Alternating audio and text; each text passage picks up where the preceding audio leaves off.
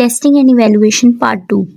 A test that measures the consistency of results over time is primarily concerned with validity, objectivity, reliability, practicality. Basically ऐसा test जो बार बार एक consistent result दे, time के साथ साथ एक consistent result दे, तो वो रिलायबल टेस्ट होता है, रिलायबिलिटी में आता है ये.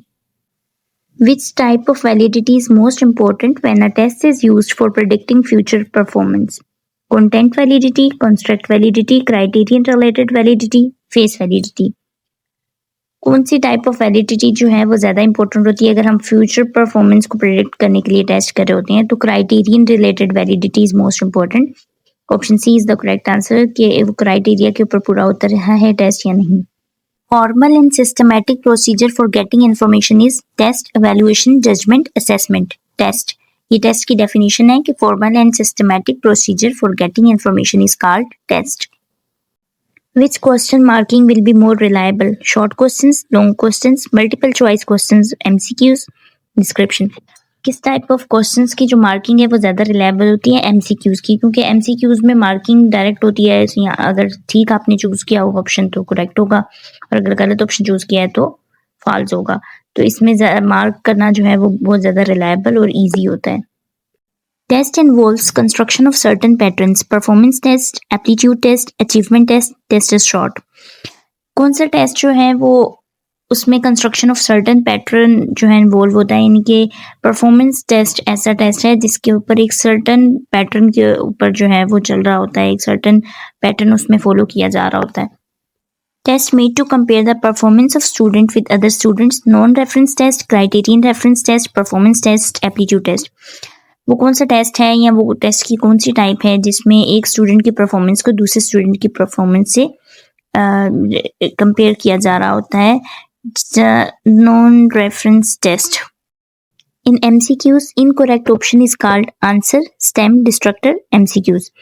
MCQs के अंदर जो इनकरेक्ट ऑप्शंस होते हैं उनको डिस्ट्रक्टर कहते हैं. Option C is the correct answer.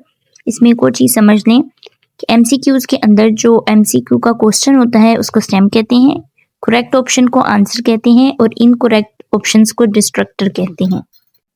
Which evaluation technique is most appropriate for assessing students attitudes and interest? Achievement test, aptitude test, questionnaire, diagnostic test.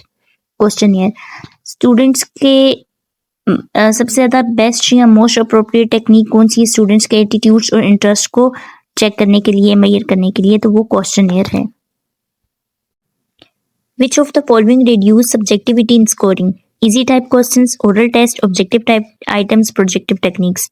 Objective type items, क्योंकि objective type items में MCQs और true false वगैरह होते हैं और इनको score करना और इनको चेक करना easy होता है और ये subjectivity को reduce करता है. If a test covers all instructional objective adequately, it shows high predictive validity, construct validity, content validity, concurrent validity. Content validity is the correct answer here. Which evaluation is conducted during the instructional process to improve teaching and learning? कौन सी evaluation ऐसी है जो during study या during instructional process teaching and learning को improve करने के लिए use की जाती है? वो है फॉर्मेटिव evaluation, क्योंकि ड्यूरिंग स्टडी या ड्यूरिंग क्लास इस तरह से जितने भी टेस्ट और evaluation होती हैं वो फॉर्मेटिव होती हैं. Purpose of evaluation is dash of educational quality. Valuation का क्या पर्पस है कि एजुकेशनल क्वालिटी को क्या करे? जजमेंट ऑफ एजुकेशनल क्वालिटी, जज करे एजुकेशनल क्वालिटी को. Follow and subscribe the curious economist hub.